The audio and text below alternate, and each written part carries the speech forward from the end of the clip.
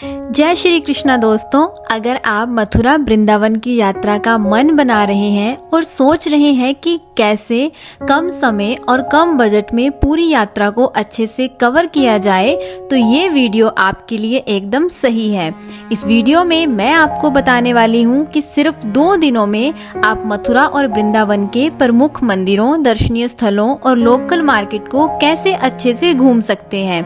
आपको मिलेगा पूरी यात्रा का A to Z plan. Mathura और वृंदावन तक कैसे पहुंचना है, वहां कहां रुकना है और कौन से बजट होटल या धर्मशालाएं सबसे सही रहेंगी और दर्शन का सही तरीका क्या है, ताकि आपको लंबी कतारों में समय ना गंवाना पड़े। साथ ही हम बात करेंगे उन मंदिरों और स्थलों की जो सबसे महत्वपूर्ण है, जैसे बांके बिहारी मंदिर, द्वारकाधीश मंदिर, प्रेम मंदिर और बहुत कुछ। यहाँ की मार्केट में क्या खास है, क्या खरीद सकते हैं, कहाँ खाना खा सकते हैं और कुल मिलाकर इस पूरी यात्रा में आपका कितना खर्चा आएगा, वो भी पूरी ईमानदारी से बताया गया है। तो अगर आप चाहते हैं एक सुंदर, सस्ती और संतोषजनक यात्रा, तो वीडियो को अंत तक जरूर देखें, एक भी सेकंड स्किप मत करना, क्योंकि इसमें है आपकी यात्रा से जुड़ी हर जरूरी जानकारी। चलिए शुरू करते हैं मथुरा वृंदावन की इस पावन यात्रा को। राधे राधे, स्वागत है आप सबका मेरे इस नए ब्लॉग में। आज मैं आई हूँ वृंदावन में। ये डे 1 है, तो सबसे पहले हम स्टार्ट करने वाले हैं मथुरा से। दर्शनों का सही टाइमिंग है और इस वीडियो में मैं आपके साथ शेयर करने वाली हूँ कि यहाँ पे आप कैसे पहुँच सकते हो, यहाँ पे स्टेइंग फैसिलिटी क्या है और इसी के साथ साथ यहाँ पे दर्शनों का सही टाइमिंग और समय क्या है। प्लस वीकेंड्स पे यहाँ पे बिल्कुल भी मत आना, बहुत रश होता है, बहुत भीड़ होती है। अगर आप मैनेज कर सकते हो तो अच्छी चीज़ है, नहीं तो हर जगह आपको स्टेइंग में भी बहुत परेशानी होने वाली है। सो वही चीज़ मैंने अभी फेस करी है। सो चलिए आगे आपके साथ सारा कुछ शेयर करती हूँ। यहाँ का नियरेस्ट रेलवे स्टेशन है मथुरा जंक्शन। मथुरा से वृंदावन के लिए आप शेयरिंग ऑटो ले सकते हैं, जिसमें पर पर्सन का किराया लगता है 50 रुपये। अगर आपको रेलवे स्टेशन के बाहर ऑटो नहीं मिल रहा है तो थोड़ा पैदल चलने पर आप चौराहे से ऑटो ले सकते हैं। दूसरी बात करें स्टेइंग फैसिलिटी की, तो यहाँ पे आपको बहुत सारी वृंदावन में आश्रम, धर्मशालाएं और होटल मिल जाएंगे, बट वीकेंड्स पे काफ़ी कम चांसेस होते हैं क्योंकि भीड़ बहुत होती है। और दूसरी चीज़, यहाँ पे प्राइजेस काफ़ी हाई हो जाते हैं। थोड़ी देर रेस्ट करने के बाद अब हम चल पड़े हैं मथुरा में, मथुरा के मंदिरों के दर्शनों के लिए।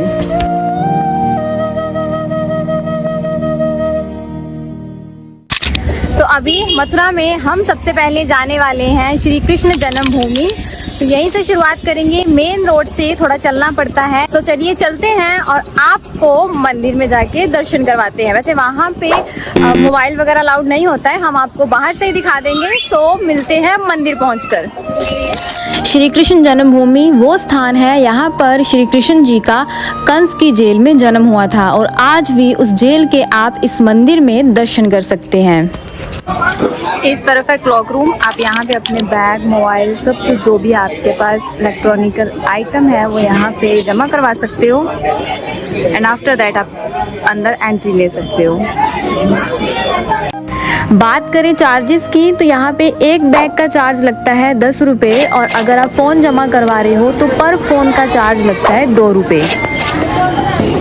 श्री कृष्ण जन्मभूमि में दर्शनों के बाद अब हम जा रहे हैं पोत्रा कुंड, जो कि यहाँ से 100 मीटर की दूरी पे है और कहा जाता है कि यह वो स्थान है यहाँ पर माता देवकी ने नन्हे कृष्ण के पहली बार कपड़े धोए थे।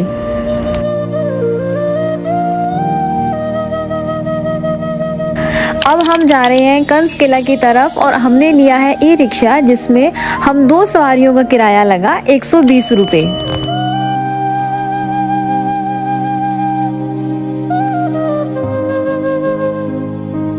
कृष्ण जन्मभूमि और पोत्रा कुंड देखने के बाद अब हम पहुंच चुके हैं कंस किला, और इसे कंस किला भी बोला जाता है। कंस किला यह वही स्थान है, यहाँ पर आज से 5-5.5 हजार वर्ष पहले कंस रहा करते थे और यहीं पर रहकर पूरे मथुरा पर शासन करते थे। इसे महमूद गजनवी और महमूद गौरी ने कई बार तुड़वाया और 15 से 20 बार टूटने के बाद दोबारा इस किले का निर्माण करवाया गया। आखिरी बार अकबर के दरबार में रहने वाले सूबेदार राजा मान सिंह ने इस किले का निर्माण करवाया था। यहाँ से कुछ ऐसा यमुना मैया का व्यू दिखाई देता है यहाँ से, और आप बोटिंग भी कर सकते हैं।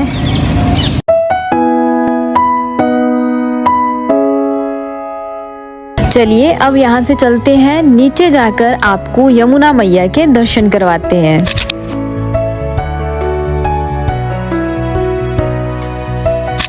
यहाँ पर आप यमुना मैया के दर्शन कर सकते हैं और बोटिंग भी कर सकते हैं। बोटिंग के चार्जेस 50 रुपीज़ से लेकर 250 के इर्द गिर्द रहते हैं। चलिए अब बोटिंग करते हैं और इसी के साथ साथ आपको यमुना मैया का व्यू दिखाते हैं।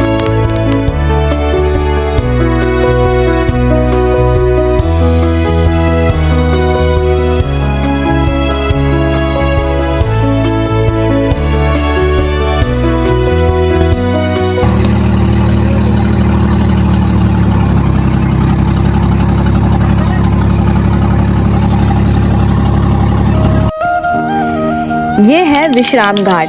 कहते हैं जब श्री कृष्ण जी ने कंस को मारा था तो उसके बाद इसी स्थान पर रुक के विश्राम किया था, इसीलिए इस घाट को विश्राम घाट के नाम से जाना जाता है।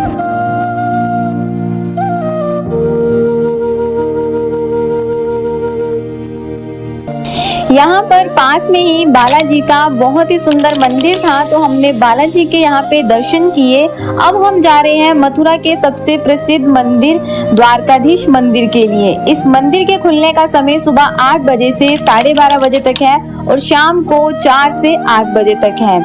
इस मंदिर को 1814 में ग्वालियर के गोकुलदास जी ने बनवाया था।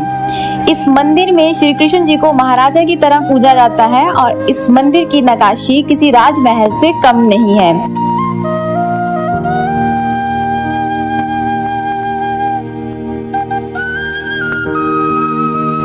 इस मंदिर का संबंध द्वापर युग से है और कहते हैं इसी स्थान से द्वापर युग में श्री कृष्ण जी गुजरात के द्वारका में चले गए थे। आपको अन्य मंदिरों में श्री कृष्ण जी के साथ राधा रानी जी के दर्शन होंगे, पर इस मंदिर में श्री कृष्ण जी के साथ रुक्मणी जी विराजमान हैं।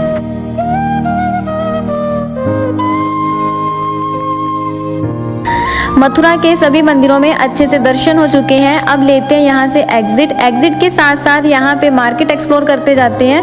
यहाँ पे गोपी ड्रेसेस का प्राइस था 1200 से 1500 के बीच में। मथुरा आए हैं और लस्सी ना पिए, ऐसा नहीं हो सकता है। सो फर्स्ट टाइम मैंने सबसे पहले लस्सी यहीं पे ट्राई करी। मथुरा में जो लस्सी मिल रही थी उसका 1 गिलास का प्राइस था 30 रुपये, बट वृंदावन में 50 रुपये होता है। सो काफ़ी अच्छी और काफ़ी टेस्टी यहाँ की लस्सी थी। मैंने फर्स्ट टाइम ट्राई करी थी, बेहद लाजवाब थी। सो मथुरा वृंदावन आए तो यहाँ की लस्सी ज़रूर ट्राई करें और ठंड में आएंगे तो यहाँ का गर्म दूध ज़रूर ट्राई करें। सो चलिए अब लस्सी पी ली है, अब वापस एनर्जेटिक हो चुकी हूँ। अब बढ़ते हैं यहाँ से आगे।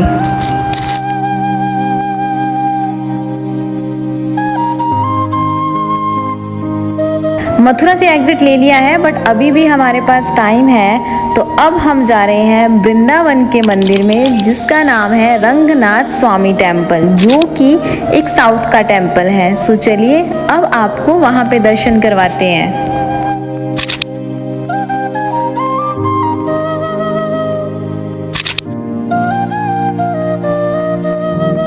ये है रंगनाथ स्वामी मंदिर का मेन प्रवेश द्वार और इसके आगे छोटी सी मार्केट भी लगी होती है और आप बाहर से प्रसाद भी ले सकते हो। मथुरा के सभी मंदिरों में दर्शनों के बाद अभी भी हमारे पास टाइम बचा हुआ है, मतलब अभी रात नहीं हुई है, दिन ढल चुका है। सो हम आ चुके हैं रंगनाथ मंदिर। तो अभी आप सबको यहाँ के दर्शन करवाते हैं और कल आपको दर्शन करवाएंगे वृंदावन के मंदिरों के। तो चलिए आइए मेरे साथ दर्शन कीजिए रंगनाथ मंदिर के, जो कि साउथ का टेम्पल है। श्री रंगनाथ स्वामी मंदिर, यह मंदिर वृंदावन का सबसे बड़ा और अमीर मंदिर है। इस मंदिर को दक्षिण भारतीय शैली में बनाया गया है और यहाँ पर एक गरुड़ स्तंभ है जो कि सोने का बना हुआ है, जो कि जमीन से कुछ 60 फीट ऊपर और जमीन से 20 फीट नीचे है। कहते हैं इस स्तंभ को बनाने में तकरीबन 486 किलो सोना लगा है और इस मंदिर की कला शैली को देखकर ऐसा लगता है कि जैसे हम दक्षिण भारत में पहुंच चुके हैं। इस मंदिर के अंदर काफ़ी ज़्यादा मंदिर हैं, कम से कम 4 से 5 मंदिर हैं। तो चलिए दर्शन करते हैं। यह मंदिर दक्षिण भारत के रंगनाथ स्वामी मंदिर के जैसा बनाया गया है और इस मंदिर में आप दक्षिण भारत की कला शैली को देख सकते हैं और वहाँ की संस्कृति को जान सकते हैं। इस साइड अगर अंदर आपको शीश महल देखना है तो 5 रुपये पर पर्सन चार्ज लगेगा और यहाँ आप अंदर शीश महल देख सकते हैं। तो चलिए मैं अंदर से आपको शीश महल दिखाती हूँ कि कैसा दिखता है।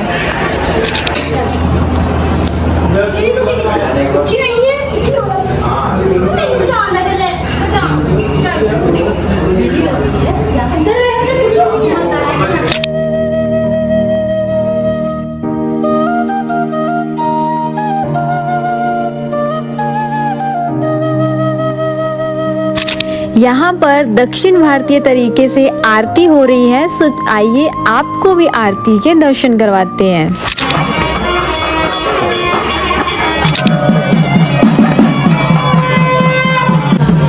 अभी सब परिक्रमा कर रहे हैं।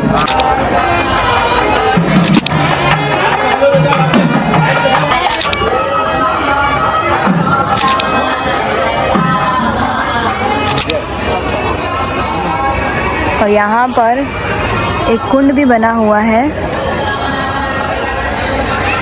काफ़ी अच्छा लगा रंगनाथ मंदिर आकर दर्शन करके और सबसे बड़ी चीज़ कि हमें आरती का मौका मिला और मंदिर भी काफ़ी बड़ा है। बहुत सारे मंदिर है यहाँ पे, आप दर्शन कर सकते हैं। उम्मीद है आप सबको भी अच्छा लगा होगा। अभी आपको यहाँ से बाहर की मार्केट दिखाते हैं और आफ्टर दैट यहाँ से एग्जिट लेंगे।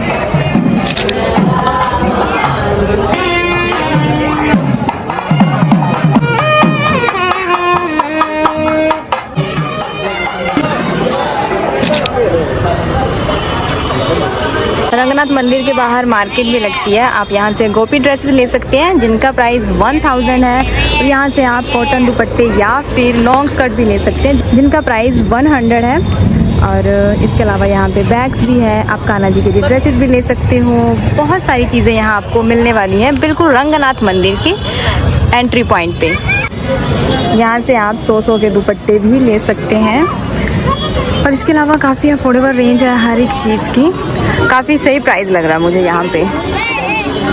रंगनाथ स्वामी के एंट्रेंस पे जो मार्केट लगती है बहुत अफोर्डेबल रेंज है। सो अगर आपको गोपी ड्रेस लेनी हो या कुछ भी शॉपिंग करनी हो तो एक बार आप यहाँ पे मंदिर आइए और दर्शन कीजिए और यहाँ पे विजिट कीजिए। आपको काफ़ी अफोर्डेबल रेंज में यहाँ पे कपड़े बैग्स वगैरह मिल जाएंगे और बात करें क्वालिटी की तो वो भी ठीक ठीक ही होती है। तो चलिए अब लेते हैं यहाँ से एग्जिट। हमने अठल्ला चौक के पास रूम लिया है। सो यहाँ पे पास में ही बालाजी का बहुत ही सुंदर मंदिर है और बाहर से देख सकते हो मंदिर कितना प्यारा सजाया हुआ है। दिन भर भारी गर्मी के बाद लाइट चली गई और ओले पड़ने शुरू हो चुके हैं। बारिश नहीं हुई, डायरेक्ट ओले पड़ने लग पड़े वृंदावन में। वाह क्या नज़ारा है।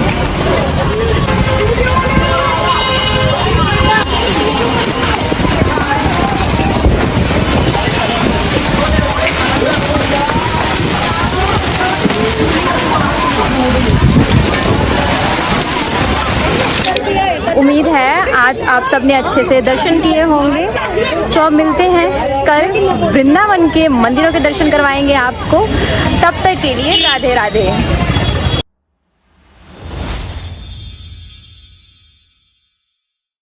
राधे राधे। आज है डे 2 इन वृंदावन। हमने कल दर्शन किए मथुरा के सभी फेमस टेम्पल्स में, वहाँ के सारे जो प्लेसेस थे वहाँ जाके आए थे।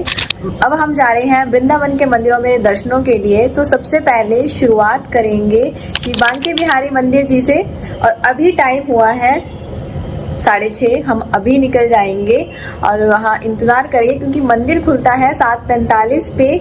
सो तब तक काफ़ी भीड़ हो जाएगी। सो चलते हैं और देखते हैं कितना रश होता है क्योंकि वीकेंड्स है, भीड़ तो पहले ही बहुत है और आज संडे का दिन है।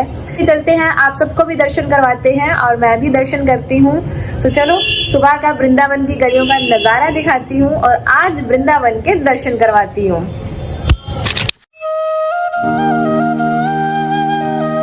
वृंदावन के 3 प्रमुख मंदिर श्री बांके बिहारी मंदिर, राधा वल्लभ जी मंदिर और राधा रमन मंदिर शामिल हैं। हम सबसे पहले दर्शन करने वाले हैं श्री बांके बिहारी मंदिर में। बांके बिहारी मंदिर वृंदावन का सबसे लोकप्रिय मंदिर है और यहाँ पर जो बांके बिहारी जी की विग्रह है वो कोई मानव निर्मित नहीं है, बल्कि वो निधि वन में स्वयं प्रकट हुई थी और इस विग्रह का पूजन संत हरिदास जी किया करते थे, क्योंकि यह विग्रह उन्हें ही मिली थी और इस विग्रह में राधा रानी और श्री कृष्ण जी का मिला जुला स्वरूप है।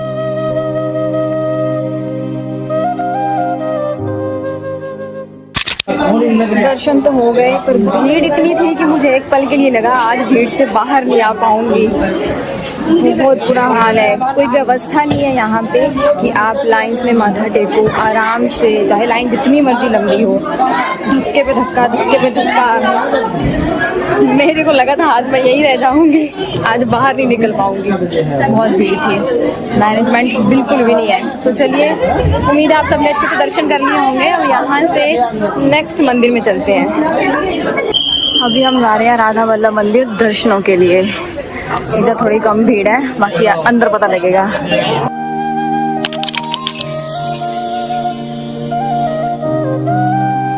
इस मंदिर के बारे में कहा जाता है कि राधा वल्लभ दर्शन दुर्लभ, क्योंकि यहाँ पर राधा वल्लभ जी के दर्शन पाना बहुत मुश्किल होता है और यहाँ पर जो विग्रह है वो भी मानव निर्मित नहीं है। इस विग्रह को भगवान शिव ने स्वयं अपने हृदय से प्रकट किया था और इस विग्रह को हरिवंश महाप्रभु जी अपने साथ लाए थे। अगर आप प्रेमानंद जी को देखते हैं या सुनते हैं तो आपने राधा वल्लभ जी के बारे में जरूर सुना होगा और प्रेमानंद जी इसी संप्रदाय से संबंध रखते हैं।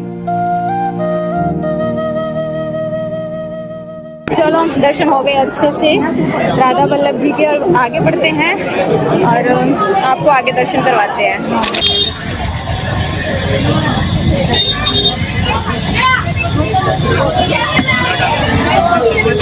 लस्सी पीने के बाद एनर्जी आ जाती है। अब हम आगे बढ़ चुके हैं और अभी हम करने वाले हैं दर्शन मदन मोहन मंदिर के। तो चलिए चलते हैं और आपको दर्शन करवाते हैं। वृंदावन की गलियों में घूमते घूमते हमने 2 जगह के दर्शन कर लिए हैं, श्री बांके बिहारी मंदिर जी के और राधा वल्लभ मंदिर जी के। दोनों मंदिरों में बहुत भीड़ थी, जैसे तैसे धक्का मुक्की से निकले हैं।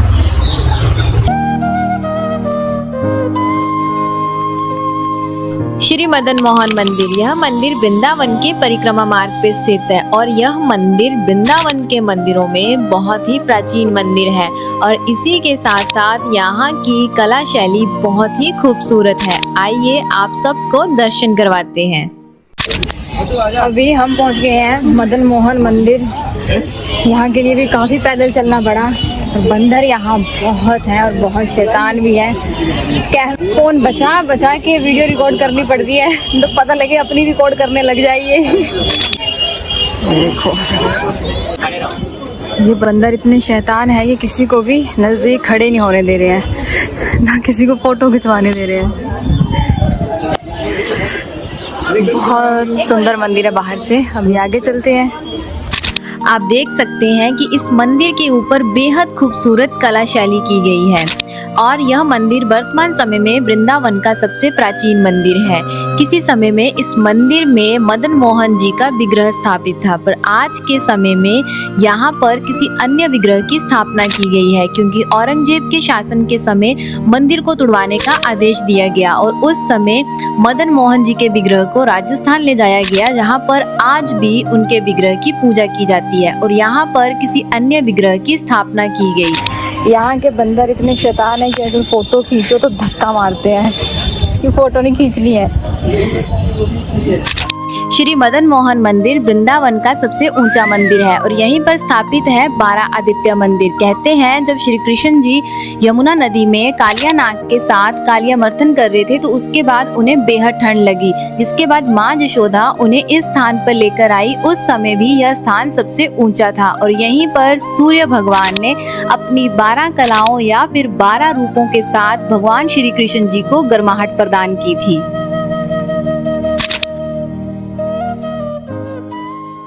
मंदिर में दर्शन हो गया अच्छे से। तो चलिए अब यहाँ से आगे चलते हैं और फिर आपको आगे दर्शन करवाते हैं।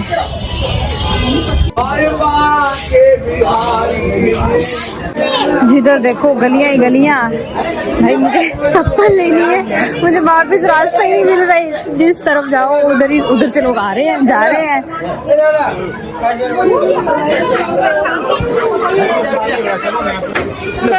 देखो चश्मा ले गया। जिस तरफ देखो बंदरों ने चश्मे ले लिए हैं और अब फ्रूटी या फिर खाने वाली चीज़ों के साथ वो चश्मे वापस देते हैं, बट तोड़ के।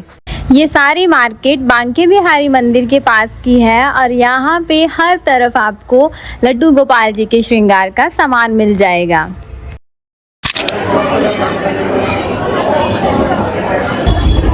भाई मैं एक ही सलाह दूंगी, वृंदावन में दर्शन करने आओ तो अपने स्लीपर्स, चप्पल जो भी है, शूज वगैरह रूम में खोल के आओ।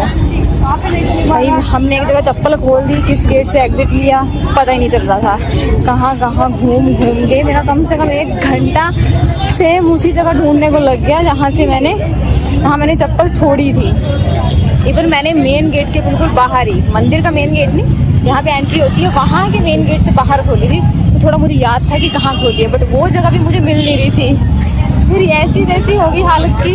प्लीज़ चप्पलें वगैरह रूम में खोल के आना ताकि आपको दिक्कत ना आए, आपका टाइम बर्बाद ना हो चप्पल ढूंढने में। अभी हम आ चुके हैं वृंदावन के तीसरे मंदिर राधा रमन मंदिर में, जो कि 500 साल पुराना है। और यहाँ पर जो राधा रमन जी है वो शालिग्राम के हैं, जिनका साइज 12 इंच है, यानी कि बिल्कुल छोटे से। और गोपाल भट्ट स्वामी अपने सब नेपाल से शालिग्राम लाए थे, बाद में उनकी भक्ति करने लगे और फिर भगवान ने प्रसन्न होकर उन्हें विग्रह रूप में दर्शन दिए। इस मंदिर को सबसे स्वच्छ मंदिर माना गया है, क्योंकि यहाँ पर जो ठाकुर जी को भोग लगाया जाता है वो इसी मंदिर में बनता है। बाहरी किसी चीज का प्रयोग नहीं किया जाता है सिवाय दूध और शहद के। एक और बात, इस मंदिर में पानी की बोतल्स अंदर लेकर जाना अलाउड नहीं है।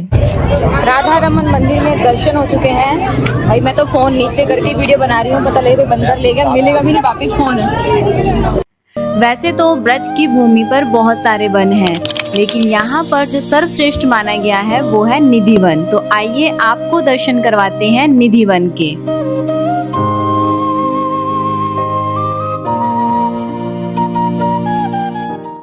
फाइनली निधि वन। स्वागत है आप सबका निधि वन में।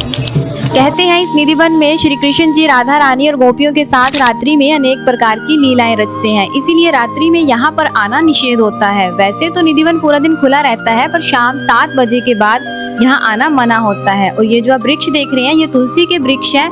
ये वो तुलसी नहीं जो हम घरों में लगाते हैं, इस तुलसी का नाम वृंदा है। पहले के समय में वृंदावन में वृंदा तुलसी के ही पेड़ हुआ करते थे, इसीलिए यहाँ का नाम वृंदावन पड़ा। और कहते हैं ये जो वृक्ष है ये असल रूप में गोपियां हैं, जो कि रात्रि को अपने मूल रूप में आती हैं और यहाँ पे रास रचाती हैं। और अगर कोई व्यक्ति गलती से यहाँ की रास लीलाएं देख लेता है तो वह जीवित नहीं रहता है। निधि वन में अंदर मंदिर के दर्शन हो चुके हैं, अब यहाँ से एग्जिट ले रहे हैं। राधे राधे। कहते हैं एक बार राधा रानी जी की सहेली विशाखा को प्यास लगी और पानी ना मिलने पर श्री कृष्ण जी ने बांसुरी बजाकर यहाँ पर कुंड बनाया। तब से इस जगह का नाम विशाखा कुंड पड़ गया। यहाँ पर आप राधा रानी जी की 8 सखियों के दर्शन कर सकते हैं और यहीं पे है वंशी चोरी राधा रानी मंदिर। कहते हैं जब श्री कृष्ण जी बांसुरी बजाने में व्यस्त थे और वह राधा रानी जी की बात नहीं मान रहे थे, तो राधा रानी जी ने उनकी बांसुरी लेकर यहीं पर अपनी सखियों संग बांसुरी बजाई थी, इसीलिए इस मंदिर का नाम वंशी चोरी राधा रानी पड़ गया। और यहाँ पर जो भी पूज्य संत महाराज थे उनकी समाधियां भी इसी वन में बनाई गई हैं। निधि वन के पास भी काफी बड़ी मार्केट है। यहाँ पर आप लड्डू गोपाल जी के लिए ड्रेसेस, श्रृंगार का सामान ले सकते हैं। और यहाँ पर जो गोपी ड्रेसेस मिल रही थी इनका प्राइस 600 से स्टार्ट हो रहा था। अभी हम ले रहे हैं यहाँ से एग्जिट। राधा रमन मंदिर और निधि वन में दर्शन कर लिए हैं, अब हम आपको मिलते हैं शाम को। राधे राधे, स्वागत है फिर से आपका मेरे इस ब्लॉग में। अभी 1 घंटा रेस्ट करने के बाद अभी 3:30 हो चुके हैं, 4 बजने वाले हैं। सभी मंदिरों के खुलने का टाइम हो गया है। सो अभी यहाँ से निकलते हैं और अब हम आपको दिखाएंगे इस्कॉन मंदिर, जिसे यहाँ पे श्री कृष्ण बलराम मंदिर भी कहा जाता है, और इसी के साथ साथ प्रेम मंदिर। सो चलिए चलते हैं, जब तक 4 बजेंगे तब तक मंदिर के द्वार भी खुल जाएंगे। चलते हैं, आपको दर्शन करवाते हैं।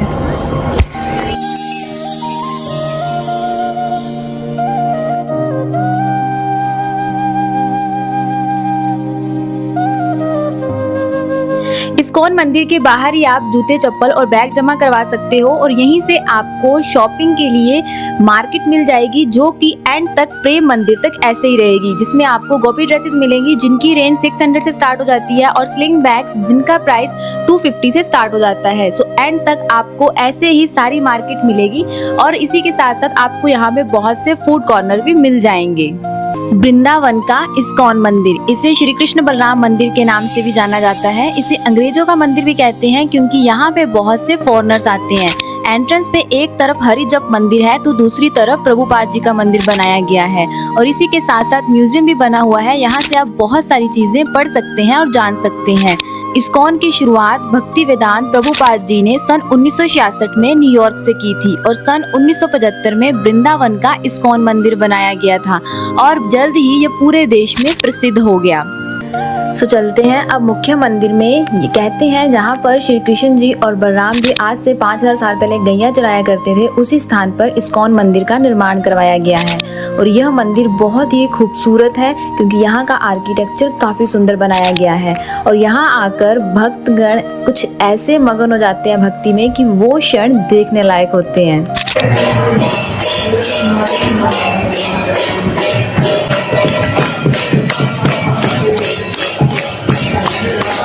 इस्कॉन मंदिर में दर्शनों के बाद अभी हम जा रहे हैं प्रेम मंदिर की तरफ। भीड़ आप देख सकते हो कितनी ज़्यादा है, तो अब हम चलते हैं उस साइड और रात का लाइट शो भी आपको दिखाएंगे। तो मिलते हैं अभी आपको प्रेम मंदिर।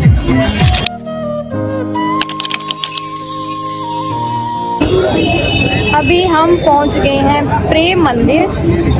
अभी 5:30 हुए हैं, स्टिल रश बहुत है। जब तक लाइट शो होगा तब तक तो बहुत भीड़ हो चुकी होगी।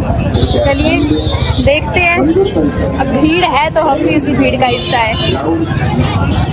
प्रेम मंदिर वृंदावन का बेहद खूबसूरत मंदिर। इस मंदिर की नक्काशी इतनी सुंदर है कि यहाँ पे दर्शनों के लिए देश विदेश से लोग आते हैं। इस मंदिर के खुलने का समय सुबह 8 बजे से दोपहर 12 बजे तक है और शाम को 4:30 बजे से रात 8:30 बजे तक है। यह मंदिर राधा रानी जी और श्री कृष्ण जी को समर्पित है। इस मंदिर का निर्माण जगत गुरु श्री कृपालु जी महाराज जी ने करवाया था। इस मंदिर को बनाने के लिए इटालियन मार्बल का यूज किया गया है। यह मंदिर 2001 में बनवाना शुरू किया गया था और 2012 में बनके कंप्लीट हो गया था। इस मंदिर को बनाने में तकरीबन 1000 मजदूर लगे थे और 11 सालों में यह मंदिर बनकर तैयार हो गया।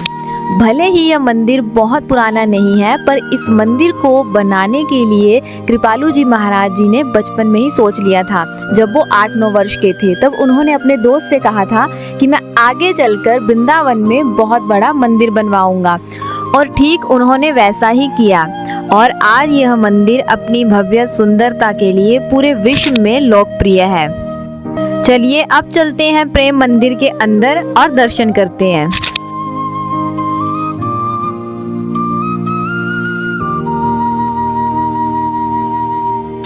प्रेम मंदिर जितना खूबसूरत बाहर से है उतना ही खूबसूरत अंदर से है और यहाँ पे आपको बहुत ही सुंदर राधा रानी जी और श्री कृष्ण जी के दर्शन हो जाएंगे।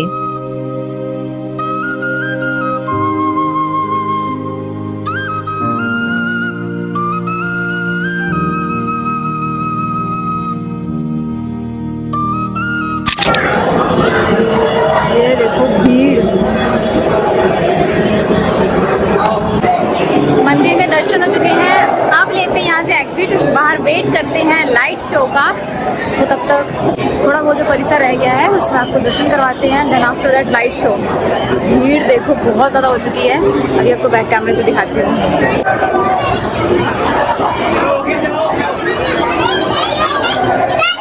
प्रेम मंदिर इतना सुंदर है कि यहाँ पर लोग घंटों बिताने के लिए मजबूर हो जाते हैं और यहाँ पर इस मंदिर की रात के टाइम हर 30 सेकंड पर लाइट चेंज होती रहती है, जो कि बहुत ही सुंदर लगती है। तो अभी कुछ टाइम बाद लाइट्स ऑन होंगी तो हम आपको वो सुंदर दृश्य भी दिखाएंगे। ये है प्रेम मंदिर के दिन का व्यू।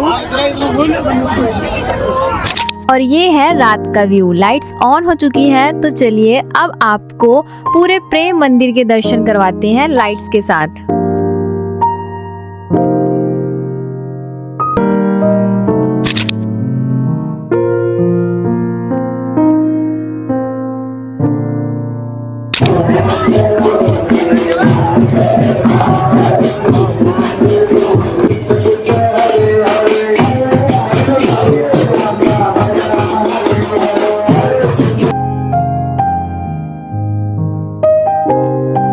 जितना सुंदर यह मंदिर वीडियो में दिख रहा है, अगर आप सामने से यह मंदिर खुद देखोगे तो आपको और भी ज्यादा सुंदर दिखेगा।